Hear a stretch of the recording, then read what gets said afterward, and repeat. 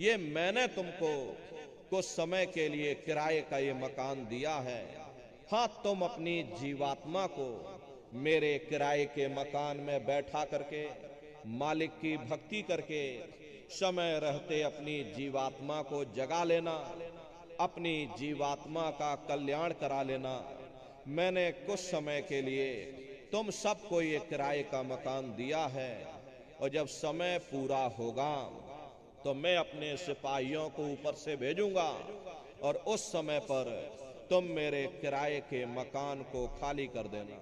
लेकिन इतना ध्यान रखना, जैसा साफ सुथरा मैंने तुमको ये किराए का मकान दिया है, वैसा ही साफ सुथरा तुम मुझको वापस लौटाना। लेकिन इस किराए के मकान में बैठ करके इन्होंने बुरे खोटे पाप कर्म कर डाले। मेरे किराए के मकान को इन्होंने अपने कर्मों से गंदा कर दिया, इसलिए कर्मों की सजा इनको मिलेगी। ले जाओ, इनको फलाने नरक में डाल दो। महात्मा कभी झूठ नहीं बोलते हैं। अरे महात्माओं ने जब साधना किया, साधना करके जब ऊपर गए, और ऊपर जा करके जब उन्होंने नरकों का हाल देखा, तो हमारी आपकी जानकारी के लिए उन्होंने धर्म ग्रंथों में लिख दिया, लोह के खम्भ तपत के माही, और जहां जीव को ले चिपटाई, वहां बड़े बड़े लोहे के खंबे अग्नि से धधक धधक कर लाल हो रहे। ऐसे खोटे जीवों को उन्हीं तपते हुए खम्भों के ऊपर लिटा दिया जाता।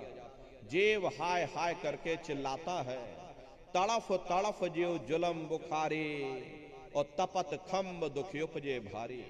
असहनीय वेदना होती है, असहनीय दुख और दर्द होता है। जीव वहां रोता और चिल्लाता रहता। लाखों लाख योजन मील तक तुम्हारे रोने चीखने चिल्लाने की आवाज उन नरकों से होकर के गूंजती है। लेकिन प्रेमी भाई बहनों, वहां कोई तुम्हारी पुकार सुनने वाला नहीं, कोई तुम्हारी दर्द भरी आवाज को सुनने वाला नहीं। ये दुर्दशा क्यों हो गई? क्योंकि हम लोग मनमुखी हो गए, मन के कहे पर चलने लग गए। मन के कहे पर चल करके बुरे खोटे पाप कर्म करने लग गए। कर्मों का ये जखीरा अंबार के अंबार हमने अपने सिर पर लाद लिए। आज उन्हीं कर्मों का हम आप भोग पा रहे।